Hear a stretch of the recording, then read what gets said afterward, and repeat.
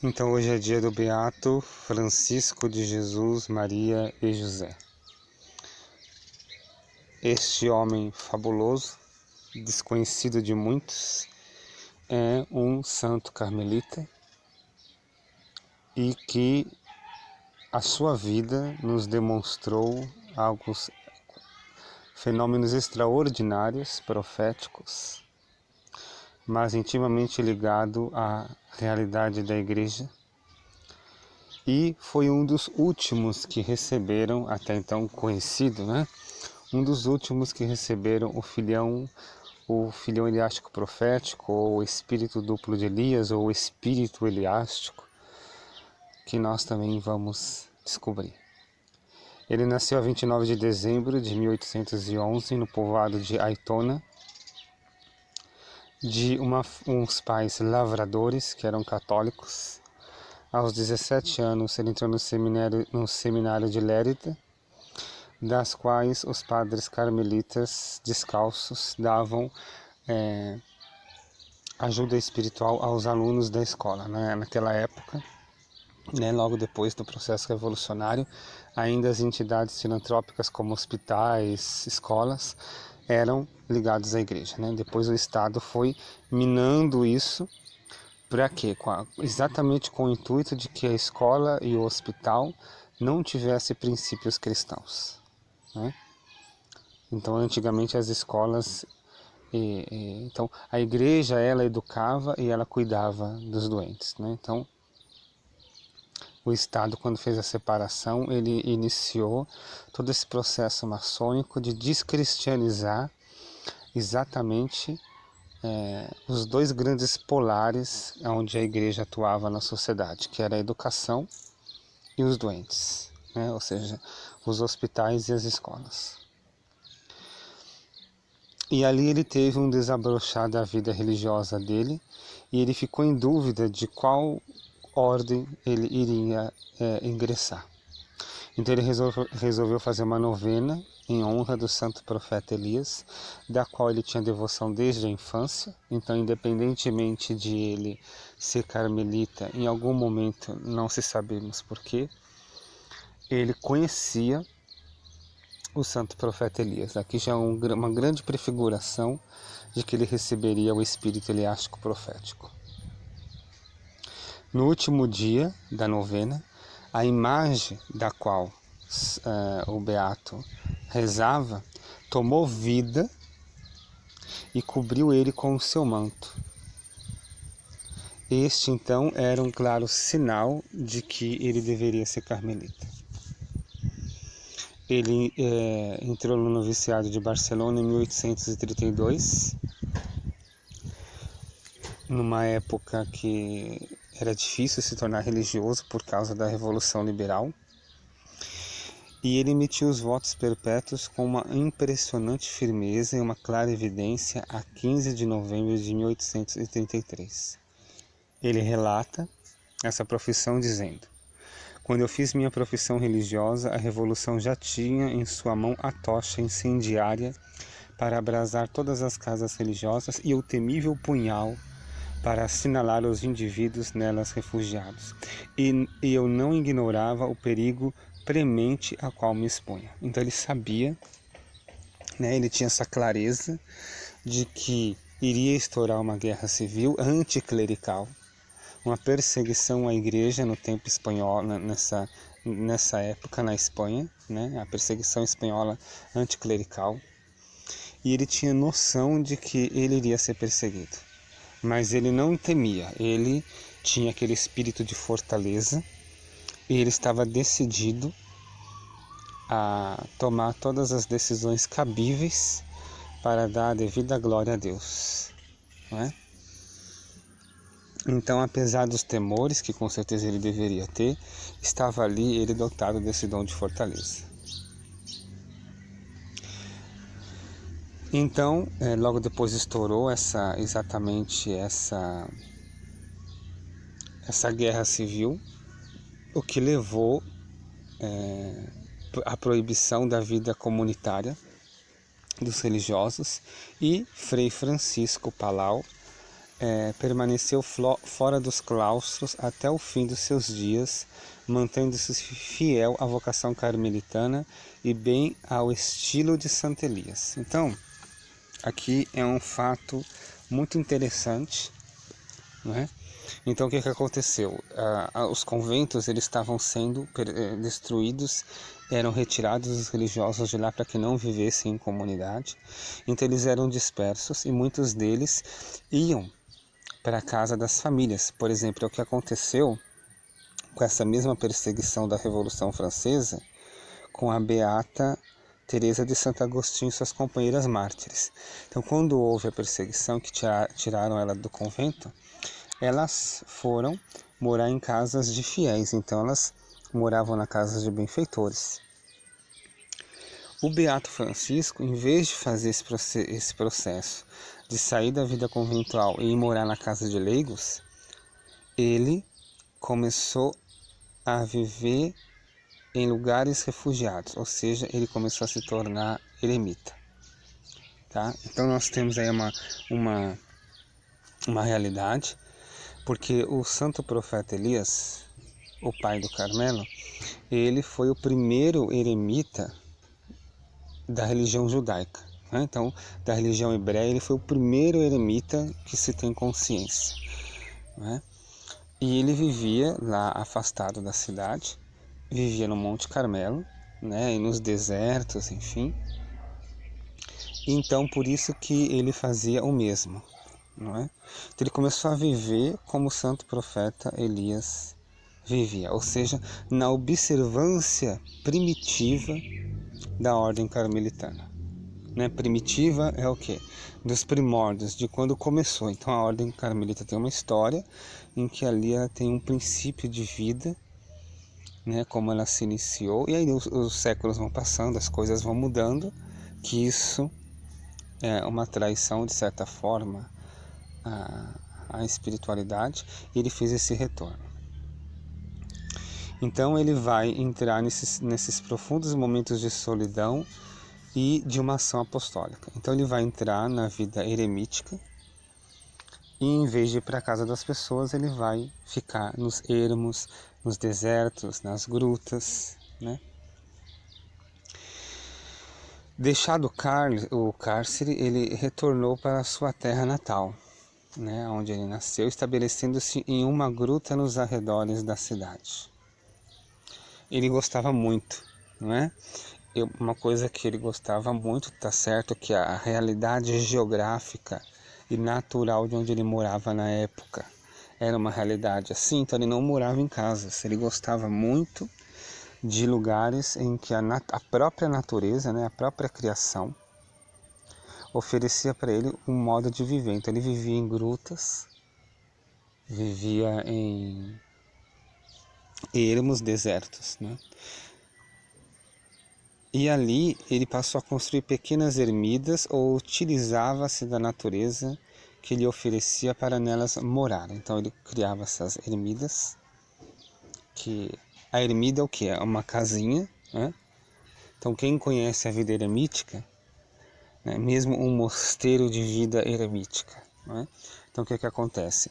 Há os prédios, as construções de vida comum, ou seja, refeitório, o coro onde os monges e as monjas rezam, não é? O claustro ali, que pode reunir para os capítulos, enfim. E eles não vivem em celas gemiadas, ou seja, em que o que divide uma cela da outra é uma única parede. Eles vivem em casebres, cada um num canto, talvez longe um do outro, depende do tamanho do terreno que aquele mosteiro tem. E é assim que é a vida eremítica.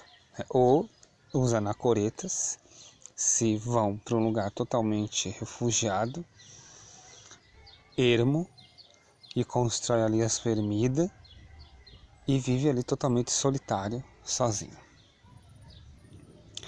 E nos lugares mais desertos, selvagens e solitários é que ele gostava de residir, tanto que ele vai dizer, não é? nos lugares mais desertos, selvagens e solitários, pois assim é que eu poderia contemplar ao menos as ocasiões dos desígnios da Providência Santíssima sobre a sociedade e a Igreja. Então, ele não somente ele foi para o deserto como eremita, como ele virou uma sentinela, né? Isso é uma coisa muito interessante. Quando ele vai para os desertos, ele fica como uma sentinela. A própria igreja, nós vamos ver isso, quando se manifestou a ele personificada de forma mística, dizia para ele ser uma sentinela. Então ele ficava uma sentinela, ou seja, onde ele estava, ele olhava ao largo a situação da igreja, como que a revolução maçônica, como que as sociedades secretas influenciavam a sociedade e a igreja. E dessa distância, em cima desta vida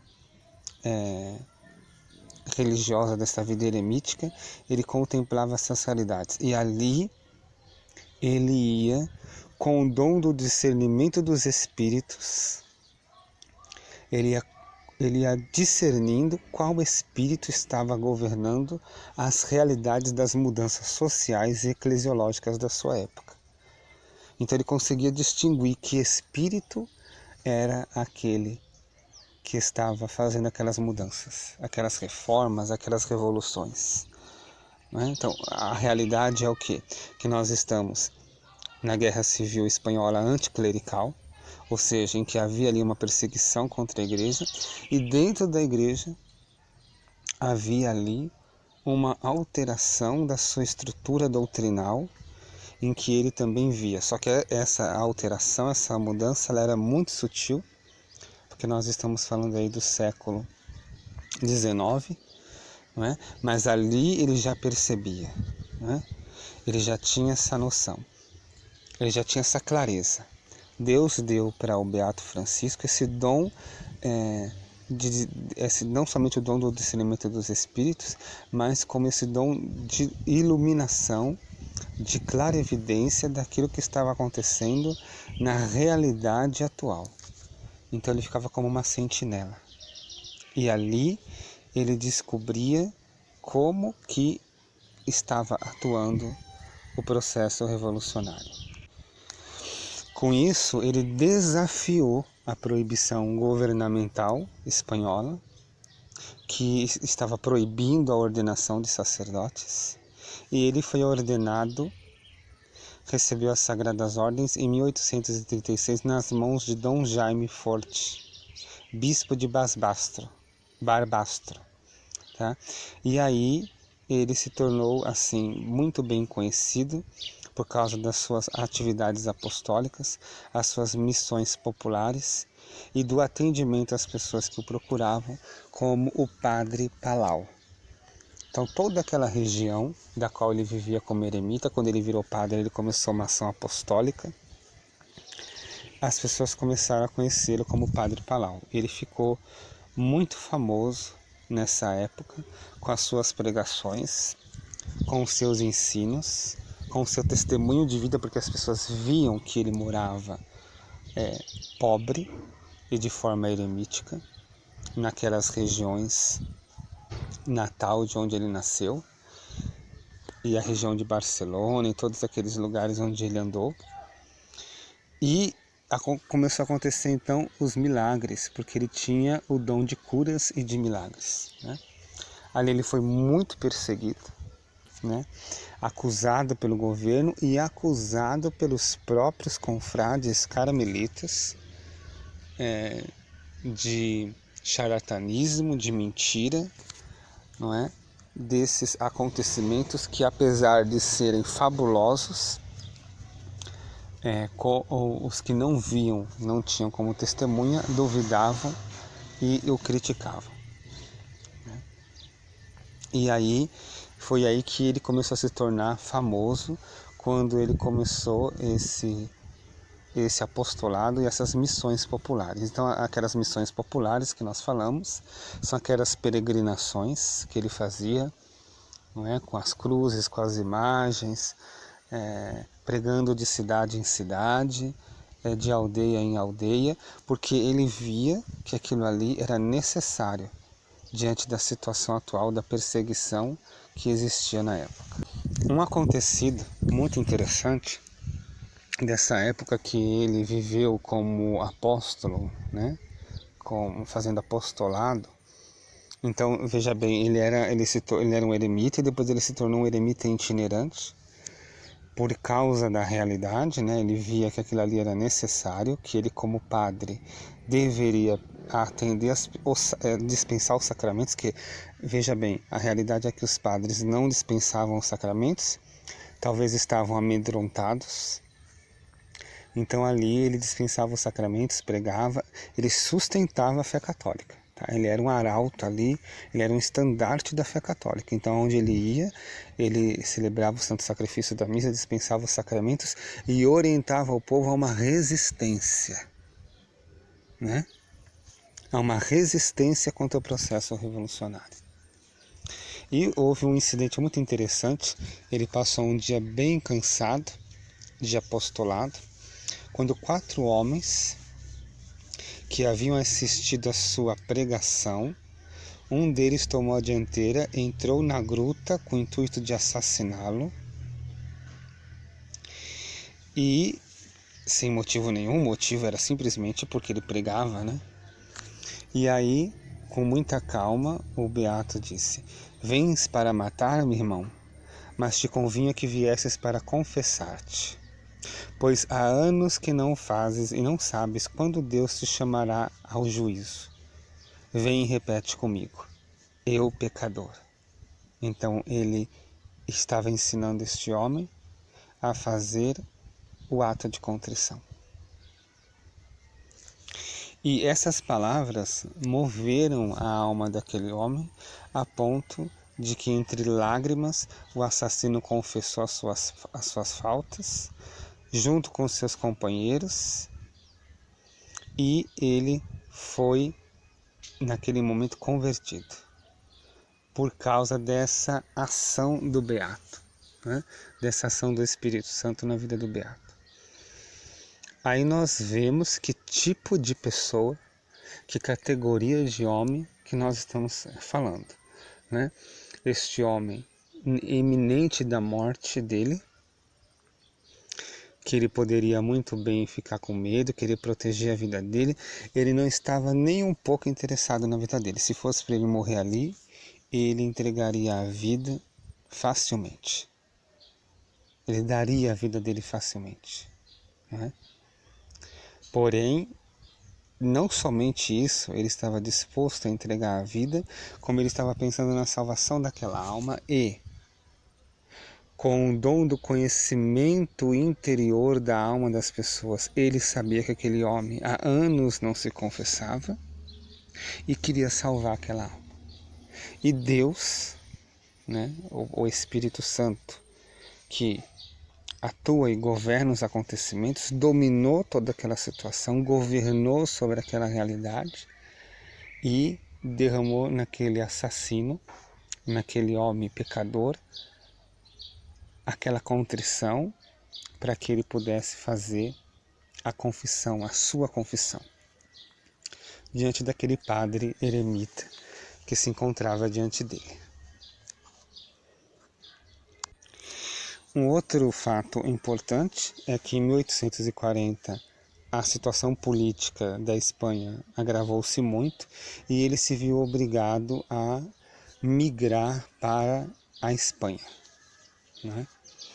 E ali ele ficou em várias dioceses da Espanha, vivendo de novo em grutas. Isso é uma coisa muito interessante, de novo, né? Ele poderia, porque com certeza absoluta ele tinha benfeitores, ele tinha pessoas que poderiam acolhê-lo, não é? Que poderiam acolher nas suas casas, e de novo ele prefere viver como eremita. E ali ele funda um grupo de ermitões nessas regiões da França, e bem como uma comunidade feminina.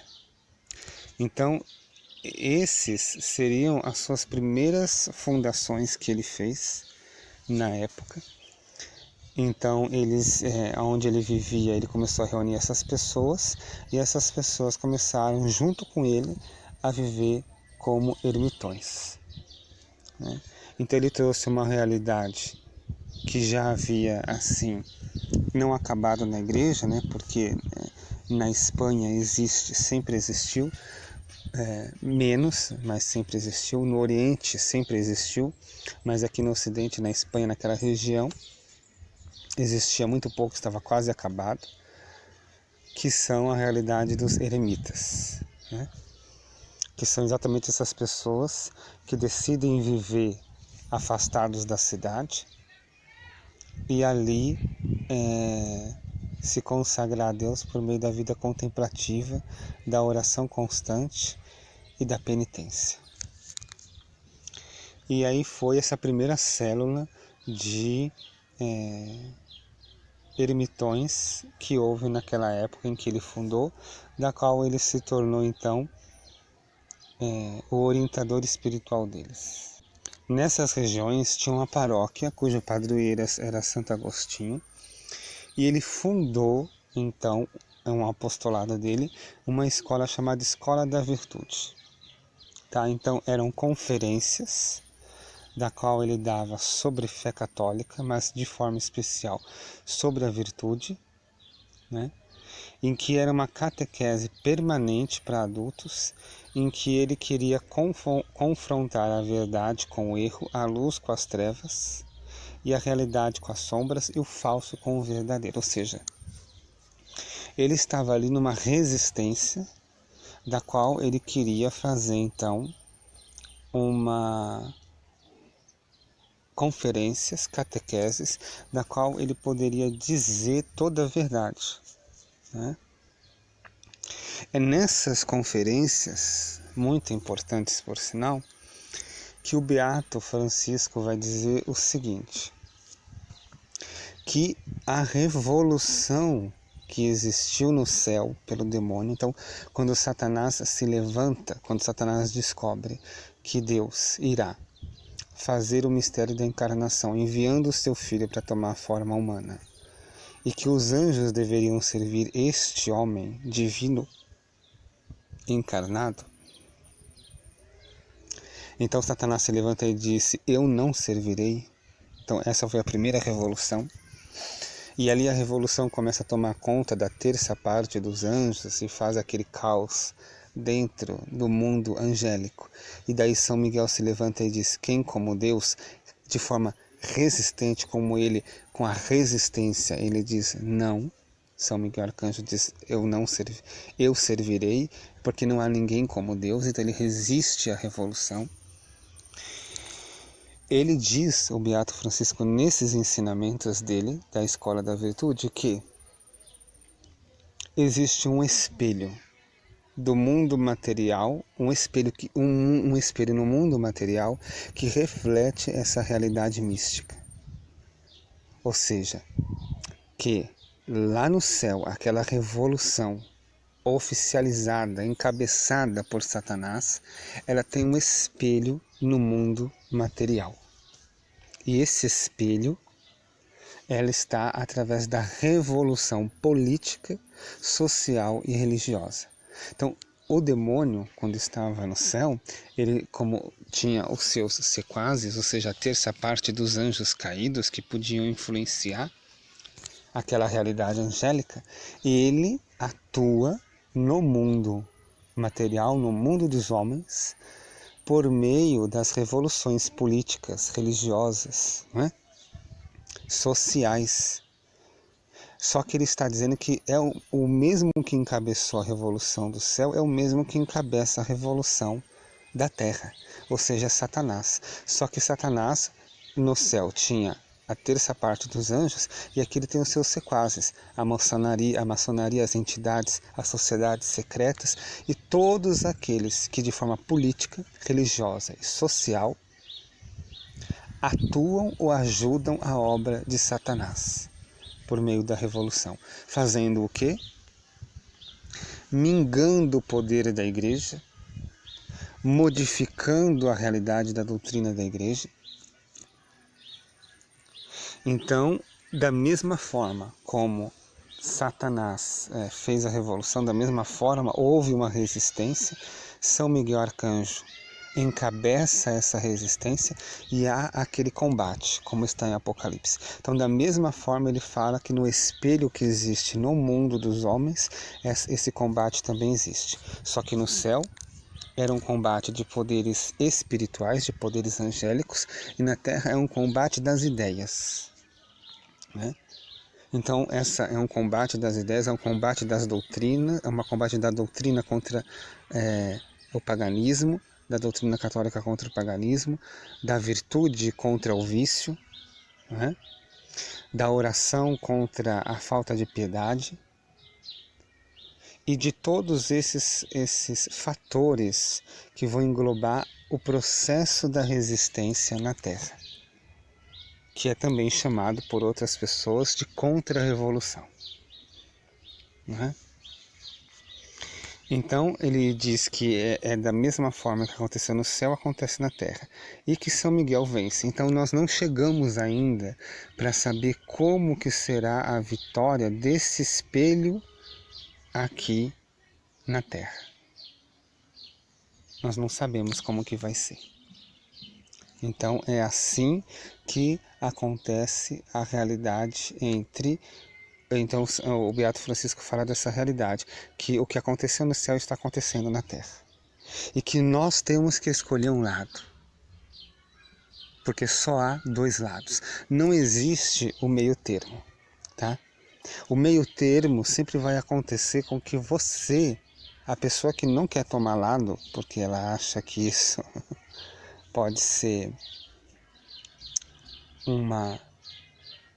um sectarismo, algo do tipo, ela se engana, porque ela vai ter que tomar um lado, né? Nosso Senhor disse: só há dois lados, o do sim ou do não. Os mornos, aqueles que não se decidem nem pelo sim pelo não, esses serão vomitados. Então só existe dois lugares, ou sim ou não. De que lado que nós estamos? E mesmo que nós ficamos mornos, nós já estamos escolhendo o nosso lado. Então uma pessoa morna, que ela acha que não precisa ser tão duro assim, nós não precisamos falar a verdade, nós não precisamos tomar logo essa decisão, essa pessoa ela já está pendendo para o lado deles, né? Porque ela já está aceitando o que eles dizem, o que a revolução diz. Eles já estão aceitando todo o processo revolucionário com ele. Então você já está escolhendo um lado mesmo sem saber, porque só existe dois lados. Então, essa foi uma dos altos cumes dos ensinamentos que o Beato Francisco fez nessa sua escola da virtude. Foi um dos maiores empreendimentos e de influência na sociedade, que chegou ao número de 2.000 pessoas de todas as classes, mas de forma especial operários, que aos domingos se congregavam para ouvir as conferências do Beato. O estrondoso sucesso que essa escola da virtude fez, no entanto, tornou-se alvo de maliciosas calúnias, de falsas acusações e de estar implicada nas greves trabalhistas que estouraram em Barcelona, no governo civil daquela época, né? Então o Beato Francisco foi acusado, né, de fazer essa resistência sociopolítica e encabeçar greves, o que não era verdade. Tá? Só que o que acontece? Mesmo que ele dizendo todas essas verdades, é claro que as pessoas tomavam decisões, né? Então as pessoas iam nas conferências dele e voltava para casa com alguma decisão contra o governo que era anticlerical, né? Então de forma indireta é claro que ele fazia, mas ele não era o encabeçador disso, porque o que ele queria era suscitar essa visão espiritual dessa realidade. Então o que acontece com ele? Acontece a terceira etapa da vida do Beato. Então a primeira etapa, ele vai viver como eremita, ele descobre a vida solitária, lá ele até vai escrever um livro, não é? Depois ele vai continuar esse livro sobre a vida solitária. Daí ele começa um apostolado. Depois ele vai para a França, as regiões da França. Lá ele funda uma comunidade de ermitões. E aí ele inicia esse apostolado da Escola da Virtude. E agora nós vamos entrar na terceira parte da vida deste beato. Essa terceira etapa da vida do beato, ele é exilado para Ibiza, que hoje é um dos lugares mais fabulosos do ramo turístico moderno, é Ibiza, por causa da beleza do lugar. Então aqui nós vamos ver como que é bonito, né? Como que a beleza natural daquela região vai influenciar muito a vida dele e que se tornou hoje o maior ponto turístico dessa região, né? E ele vai ficar numa ilhota onde existe um monte chamado Esvedra, né? Nas Ilhas Baleares. Então ele mesmo faz um relato daquele mesmo livro que ele fala de vida solitária. Ele mesmo vai dizer: nas Ilhas Baleares havia a providência me preparado um deserto tal qual meu coração desejava. Daquele penhasco ninguém pode aproximar-se a não ser em barca, e suas colunas se elevam tão a pique sobre as águas que só conseguem subir os peritos do país. Aqui é onde me recolho de tempos em tempos para a minha vida solitária.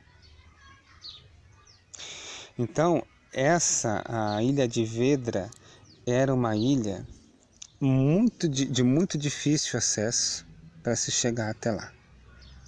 E por isso ele viveu ali anacoretamente, solitariamente, e foi ali que ele recebeu o espírito eliástico, confirmado no espírito eliástico, e foi ali que ele recebeu o dom da profecia. Então o Carmelo ele dá um privilégio a todos os carmelitas, o privilégio do espírito eliástico, do filião eliástico profético, do espírito duplo de Elias, que é exatamente a defesa da tradição, o espírito de resistência, de contra-revolução, é isso que é dado aos carmelitas. Porém, nem todo carmelita é confirmado neste espírito eliástico, né?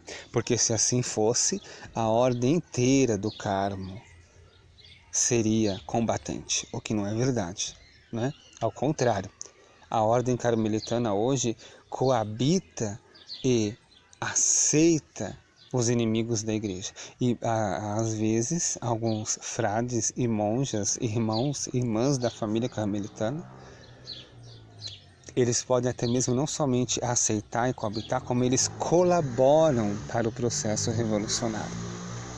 E a ordem em si também colabora, né? Então, entre todos que podem receber esse filhão eliástico, alguns o tomam para si, tá? E entre esses, o último conhecido até então, com certeza existem mais que não precisam ser santos, porque o espírito eliástico profético é como um carisma, ele não está ligado à santidade da pessoa. Mas é claro que o espírito eliástico profético pode muito bem levar essa pessoa à santidade. Então ele recebe esse espírito eliástico e aí ele resiste. Ele restaura os altares de Deus derrubados. Ele restaura a tradição do único Deus verdadeiro, aquele único que pode salvar. A única salvação que está por meio da sua igreja fundada por seu Filho. Então, é dessa forma que ele recebe ali esse filião. Ele já tinha esse filião, mas ali ele toma posse desse filião, ele toma posse desse espírito eliástico, e ali começam os fenômenos místicos extraordinários da vida desse homem. Ele mesmo escreve que em Vedra ele ia lá prestar a Deus conta da sua vida e consultar os desígnios de sua providência. Então era em Vedrá que ele ia lá prestar conta da sua vida, ou seja, prestar conta da sua vocação, daquilo que Deus queria para a vida dele, e ali ele queria compreender e entender os desígnios, ele consultava, ou seja, ele era revelado para ele o que a providência estava fazendo. Então era revelado para ele como que a resistência ia atuar no mundo material. Então, São Miguel lá combateu com os anjos, com os seus anjos, contra Satanás e os seus anjos. Da mesma forma foi revelado nesse espelho do mundo material, do mundo dos homens, como ele deveria combater contra Satanás e as obras maçônicas e secretas das entidades, das associações secretas que estavam influenciadas no mundo da política, do governo, da política, da religião, influenciando o processo revolucionário. E aí no ano de 1860 vem o cume, o acontecimento crucial que daria sentido a toda a sua vida, conforme ele mesmo descreve, né?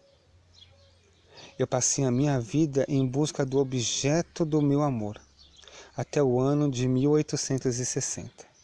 Bem sabia que existia, mas quão longe estava eu de pensar que fosse quem é. Então, ele estava ali, ele passou a vida inteira dele atrás desse amor, né? Desse amor que ele diz. Porque ele tinha encontrado, ele sabia que ele estava atrás de algo, mas que ele não sabia dizer. E ele descobre quem é esta pessoa. Esta pessoa era a Igreja Católica. Então, esta Igreja Católica começou, então, a aparecer para ele de forma personificada, ou seja, na forma de uma pessoa. Não é? As primeiras vezes que a Igreja Católica apareceu para ele personificada em forma de uma pessoa, era uma virgem que tinha um véu que velava a sua face. E ele começou, a igreja, começou a falar com ele o que ela queria. Então aqui nós vamos contar o relato, né? Então ele estava ali se preparando para fazer uma pregação numa cidade que ele ia pregar, quando ele foi arrebatado até o trono de Deus, e diante desse trono lhe apareceu uma belíssima dama vestida de glória, com a fronte coberta por um finíssimo véu que ele podia ver, e compreendeu ser a igreja que o Pai Eterno lhe confiava agora como filha, para que ele cuidasse dela. E a igreja exprimiu para ele as suas vontades. E aí ele diz: fiquei com desejo de conhecer essa jovem que se apresentava envolta em mistérios e escondida de trás de um véu. Não obstante, ainda que velada, eu tinha sobre ela tão alto conhecimento infuso. Conhecimento infuso é quando, mesmo que você não entenda o que você está vendo, o próprio Espírito Santo está te dizendo, a sua consciência, o que é aquilo. E via em sua atitude tanta grandeza que minha aventura seria que ela me admitisse como o mais humilde dos seus criados e servidores. E aí ela vai dizer, a Igreja Santa: há 20 anos eu te buscava, olhava-te e não te conhecia, porque te ocultavas debaixo das obscuras sombras do enigma, das figuras, das metáforas, e eu não podia ver-te senão sob as espécies de um ser para mim compreensível. Assim te olhava e te amava. Tu és, ó Igreja Santa, minha amada. Tu és o único objeto dos meus amores. Então agora ele compreendia quem era a igreja. Não é? Outro dia, inclusive, o editor desse vídeo, o senhor Diego, mandou para mim um dizer de um bispo que faleceu, né? Que a igreja não é necessária, a igreja, eu não tenho que acreditar na igreja, né? Porque a igreja tem erros. Não é nada disso, é ao contrário disso. É esta a igreja que o Beato Francisco viu. O Beato Francisco viu a igreja, a pessoa da igreja. Ela é o corpo místico de Cristo, ela é viva. E ela não tem nada a ver com os homens que a governam. Ela não tem nada a ver com os bispos que a governam. Ela não tem nada a ver com o Papa que a governa. Né? Ela é essa igreja temporal. Ela é essa igreja estruturada. Ela está presente nos seus bispos. Ela está presente no Papa. Mas essa igreja temporal, verdadeira, a única fundada por nosso Senhor Jesus Cristo, que governa os acontecimentos do mundo, mas que foi tirada dela os seus poderes, foi tirada a coroa da igreja. O que a revolução fez foi tirar o poder da igreja sobre o mundo. Então, quando a revolução apareceu, ela dividiu o Estado e a igreja. Então, ela tirou o poder da igreja do mundo. Porque a igreja governava todo o Ocidente, não é? E de certa forma governava também o Oriente. Então foi tirada essa coroa. E esta igreja temporal ficou corrompida. Então o que foi revelado ao Beato Francisco é a igreja espiritual, é a igreja mística. E que ela vive nessa igreja temporal, mesmo que essa igreja temporal hoje foi vendida ao demônio, mesmo que agora a fumaça de Satanás entrou dentro desta igreja, mesmo que o demônio governe a igreja por meio das ações do poder maçônico, das associações secretas, de todo o processo revolucionário que infestou e envenenou a igreja de absinto, como diz o exorcismo do Papa Leão XIII, esta igreja mística e espiritual, vive nesta igreja temporal. Ela está ali. Então, o que o Beato Francisco viu foi exatamente o que está por detrás da falsa igreja. A verdadeira igreja subsiste, ela existe e ela está viva atrás dessa igreja falsa. Por isso ele dizia: eu te buscava, eu olhava e não te conhecia, porque te ocultavas debaixo das obscuras sombras do enigma, os enigmas dos sacramentos, os enigmas dos bispos, da ordem dos bispos, dos padres, das ordens religiosas. Tu estavas ali atrás dos sacramentos, atrás da estrutura temporal, atrás das dioceses, das paróquias. Tudo era figura, tudo era metáfora. Eu não conseguia te ver, mas eu te amava já naquela época. Agora eu sei quem tu és, minha amada. Tu és o objeto dos meus amores, tu é a Igreja Santa. Agora ele via, ele descobriu quem era. E descobriu como que a igreja atua. E aí ele escreve o livro As Minhas Relações com a Igreja. Né? Então nesse livro ele vai relatar essas experiências místicas. Como que ele começou a se relacionar com esta pessoa que é a igreja. Porque a igreja é uma pessoa, é o corpo místico de Nosso Senhor. Então a própria igreja vai dizer para ele: eu sou uma realidade, um corpo moral perfeitamente organizado. Minha cabeça é Deus feito homem. Meus ossos, minhas carnes, meus nervos, meus membros são todos os anjos, os santos e justos destinados à glória. Minha alma e espírito que me vivifica é o Espírito Santo. Então veja bem, a igreja está dizendo para ele, o que a igreja está dizendo? Olha, você está diante de uma situação de uma igreja temporal que vai mudar. Ela vai ser totalmente vendida. Ela já foi destronada, mas ela vai ser totalmente vendida. Ela vai ser transformada. Tudo que é nela vai deixar de existir. Mas eu não estou somente aí, eu sou a verdadeira igreja, eu sou viva. Eu estou nos anjos, nos santos, nos justos que vão entrar na glória.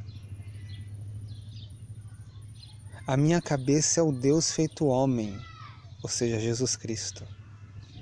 Os meus ossos, as minhas carnes, os meus nervos, os meus membros são os santos, são os justos, são os anjos. E o que me vivifica, o que me dá vida é o Espírito Santo.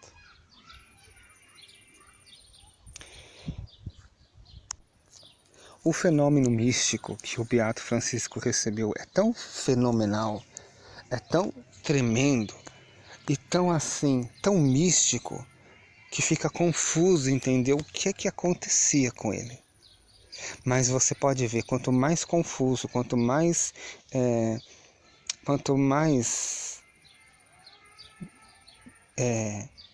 embaçado, misterioso é essa realidade, mais verdadeiro é. São João da Cruz vai dizer isso, né? São João da Cruz diz o seguinte, que a luz, quando ela entra num cômodo, você vê a luz, ela é a luz puríssima. Você não precisa entender nada. Aquilo é a luz puríssima. Sem intermediários, sem meios, sem visualizações, sem dons, sem carisma, sem nada. Aquilo ali é pura, a fé é pura. Mas quando você chacoalha a poeira dentro de um cômodo e abre uma fresta só na escuridão, você vai ver os átomos de poeira naqueles raios. E você vai ver os raios de luz que você não via, que a poeira... Então ele dizia o quê? Que quanto mais há fenomenologias na vida mística, mais suja, menos pura ela é. Então você pode ver que na vida do Beato Francisco era tão confuso, porque era tão místico, que você não conseguia entender, exatamente porque era de alta categoria, não é? Então essa igreja que aparecia para ele de forma personificada como pessoa, né, tomou a forma de Sara, de Rebeca, de Esther, de Judite, pré-figuras da igreja do Antigo Testamento, até ela chegar no momento em que ela toma a forma da Virgem Maria, que é a esposa mística de Cristo. E ali, nessa hora, o Beato Francisco a toma como esposa. Ele desposa a igreja. É o próprio Jesus que entrega a igreja como esposa do Beato, né? Ele entrega ela como esposa para que ele possa desposá-la. E aí essas relações que se iniciam com ele,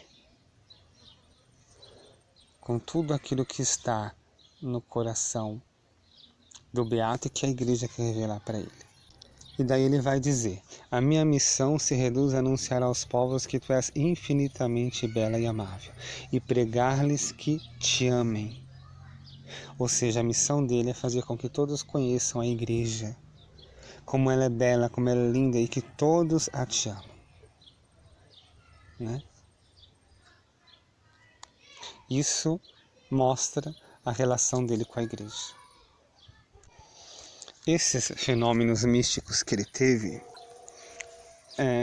foram dotados de outras profecias que vão falar exatamente da realidade que nós vivemos hoje.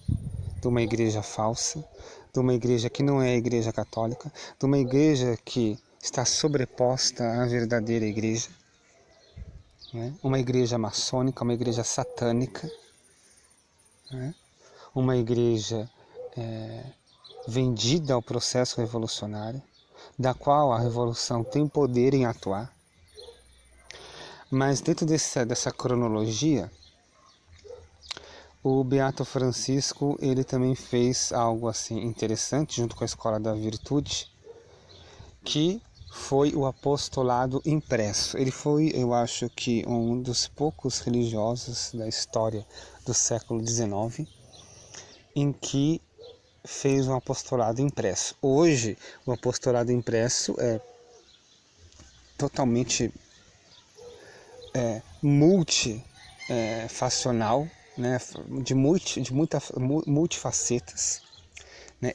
Você que está ouvindo agora, esse aqui é um apostolado virtual, né? Porque na verdade ele fez um apostolado impresso, ou seja, da qual se escrevia, porque não existia internet naquela época, mas esse tipo de apostolado da qual o apostolado chega até a pessoa, da qual ela não precisa vir até o pregador, mas o pregador vai até a pessoa. Então ele foi dos poucos religiosos que fizeram na época. Então ele havia publicado obras espirituais como A Luta da Alma com Deus, O Catecismo das Virtudes, A Vida Solitária. Né? Então, esse livro, esse opúsculo que ele fez da vida solitária, ele conta ele conta sobre a vida eremítica, a Escola da Virtude Vindicada, que ele continua todos aqueles ensinamentos daquela escola. E ele fazia um artigo semanal, que era um jornalzinho chamado El Ermitano, ou seja, O Ermitão. Né? O Ermitão. Então era um jornal, uma revista como essas que nós temos aí hoje, né? Que hoje também está acabando porque existe esse apostolado virtual. Né? Então naquele tempo, como a internet não existia, ele fazia esse apostolado desse jornal, dessa revista, que era semanal, El Ermitano, ou seja, o Ermitão. E lá ele declarava claramente as profecias que ele tinha.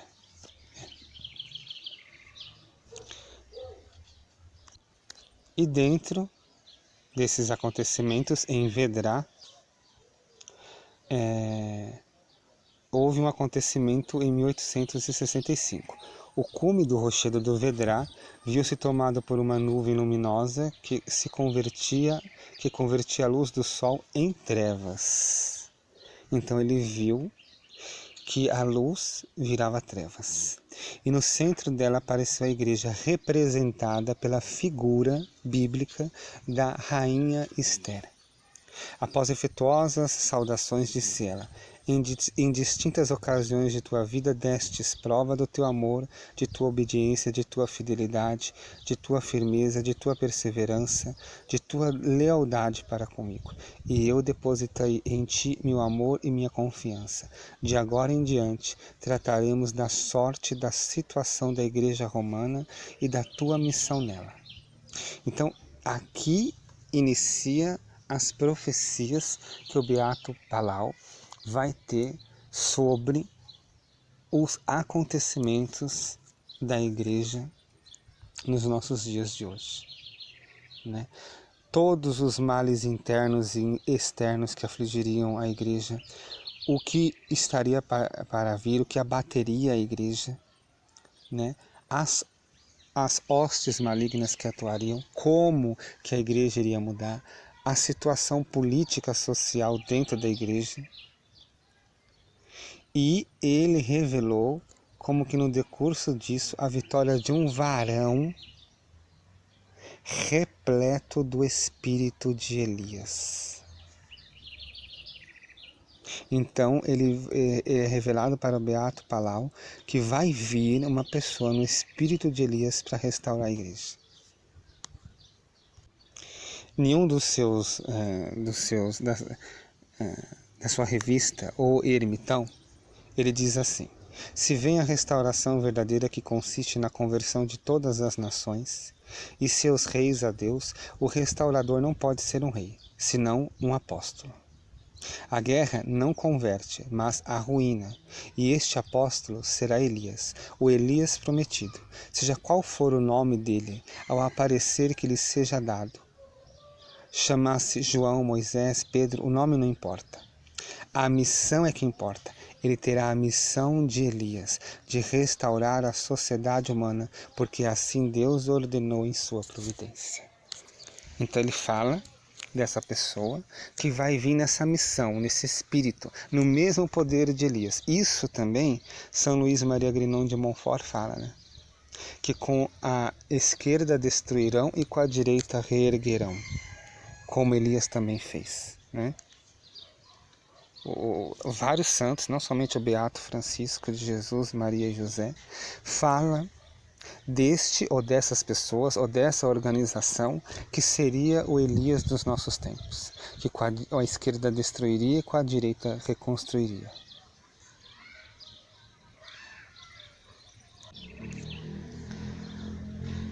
Um outro fato importante da vida do Beato é que ele começou a exercer o ministério de exorcista, né? E fez vários exorcismos, da qual ele livrou várias pessoas de Satanás e dos demônios. E ele combateu várias ações demoníacas dentro e fora da igreja por meio dos seus exorcismos. E ele, já naquela época, ainda não existia, depois hoje existe, ele quis fundar uma associação de exorcistas, né? Porque ele achava necessário que houvesse uma associação de exorcistas para ajudar as almas. Então você vê aí, nós estamos diante deste homem que é um padre, um eremita, um missionário, um profeta, um homem eleito, uma alma eleita das mais altas categorias para a realidade da nossa igreja. Que hoje, nesse dia do Beato Francisco de Jesus, Maria e José, ele que foi a sentinela tantas vezes das realidades sociopolíticas e religiosas da nossa realidade humana. Hoje, ele está agora da posse da glória do céu. Ele recebeu a palma da vitória, a coroa do eleito. E hoje ele pode muito mais de onde ele está.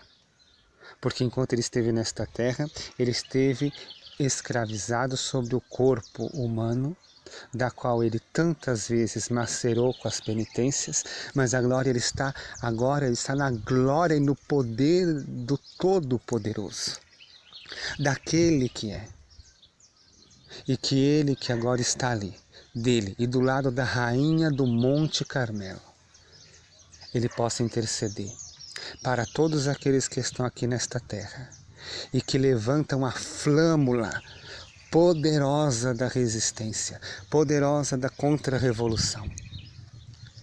Que ele interceda para que nós tenhamos o dom da fortaleza para dizer sim, porque só há dois lados e nós temos que escolher o nosso. Porque se nós não escolhermos o nosso lado, nós seremos mornos e Deus nos vomitará. Então o nosso sim seja sim, como disse nosso Senhor Jesus Cristo, e o nosso não seja não. Então que o Beato Francisco nos ajude a tomar a decisão pelo sim, a ser firme pelo sim, e que a nossa vida, a nossa casa, o nosso trabalho, o nosso modo de se vestir, o nosso modo de falar, o nosso modo de agir, o nosso modo de atuar, o nosso modo de fazer apostolado, o nosso modo de rezar, o nosso modo de viver, seja com este sim, o sim à Igreja Católica Apostólica, que nosso Senhor adquiriu com seu sangue, que nosso Senhor desposou no dia da cruz e nos deu a ela, como nosso bem, e que nós decidamos por ela, e que nós venhamos a lembrar, a Igreja é muito mais mística e espiritual do que esta igreja temporal. Então é como eu dizia, né, que o editor desse vídeo me disse, o senhor Diego, desse bispo que morreu, ele dizia, a igreja nós não devemos estar, porque a igreja ela erra. Não. Esta igreja nunca erra. A igreja é infalível. Eu devo crer na igreja, eu devo esperar na igreja, mas nesta igreja espiritual, nesta igreja mística, nesta igreja que não está sob o comando dos homens, mas está sob o comando de Deus, da qual ela mesma disse. Ela mesma chegou a dizer, ela mesma disse, a minha cabeça é o Filho de Deus encarnado. as minhas veias, os meus nervos são santos. Então, esta é a Igreja Católica. Ela é mais do que o bispo da teologia da libertação, ela é mais do que o padre marxista, ela é mais do que o bispo ou o padre revolucionário ou o leigo que não sabe viver a fé católica. Ela não é isso. Ela é a esposa do Cordeiro. Ela é o corpo místico de nosso Senhor Jesus Cristo. Ela é viva. E ela deu a nós a mesma missão que deu ao Beato Francisco, de manifestarmos a glória e o seu nome para as almas. Porque manifestar a glória e o nome da Igreja é manifestar que Jesus Cristo é o Senhor. Que o Beato Francisco Palau estenda as suas mãos do alto do céu e interceda por nós. E que a Santíssima Trindade seja glorificada hoje e para sempre. O Pai, o Filho e o Espírito Santo, por todos os séculos dos séculos. Amém.